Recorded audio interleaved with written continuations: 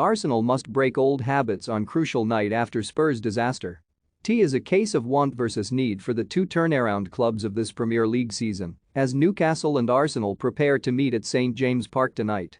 Newly moneyed Newcastle, transformed by a mid-term change in ownership and a January spending spree, are in the former category, seeking to end what will inevitably come to be seen as a seismic season in the history of both the club and English football on a high in front of a home crowd. For Arsenal, who began the campaign in disarray with 3 straight defeats but are now within touching distance of Champions League qualification, only 3 points and an immediate response to Thursday's damaging derby defeat at Tottenham will be enough keep their top 4 fate in their own hands heading into the final day of the season. Immediate responses, however, have not been a common feature of the Gunners' campaign, where bad results have tended to come in a cluster. As well as those season-opening losses, there were 3 and 4 games in late November and early December, a January in which they did not win a game and were knocked out of both domestic cups, and the recent run of successive defeats by Brighton, Southampton, and Crystal Palace, without which the top 4 debate might already have been settled.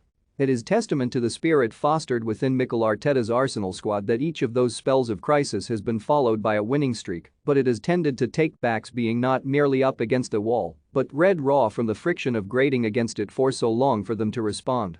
Then again, such was the timing and calamity involved in last week's defeat, in setback terms it may just be worth 3 on the bounce alone.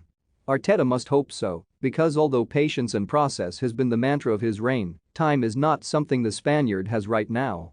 He also has a crisis in central defense. Rob Holding is suspended after his red card against Spurs, while the uncertainty around the fitness of Ben White and Gabriel are of as much concern as the possible psychological damage of defeat at their bitter rivals. Mikel Arteta must coax a reaction from his Arsenal team after their North London derby loss. The spotlight is shining bright on the Gunners' boss, turned so by veteran Antonio Conte in the aftermath of a derby meeting he got badly wrong, sending out a team too caught up in the emotion of the occasion, even if he could hardly legislate for Holding's uncharacteristically shambolic 33-minute performance.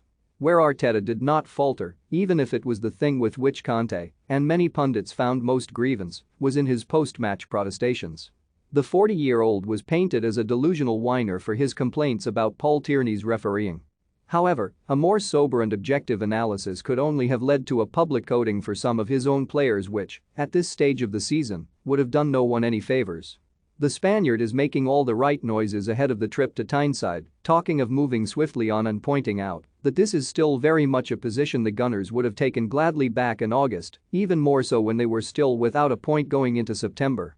There is no hint of hiding behind the fact that finishing 5th and returning to Europe, albeit in UEFA's secondary club competition, would have been deemed a success at the start of the campaign either.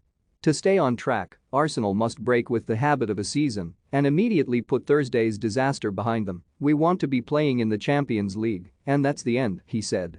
"We've come so far, it's in our hands and we want to now capitalize on that and the excitement and the opportunities there. We really want to go for it." Want, however, is one thing and need very much another. To stay on track, Arsenal must break with the habit of a season and immediately put Thursday's disaster behind them.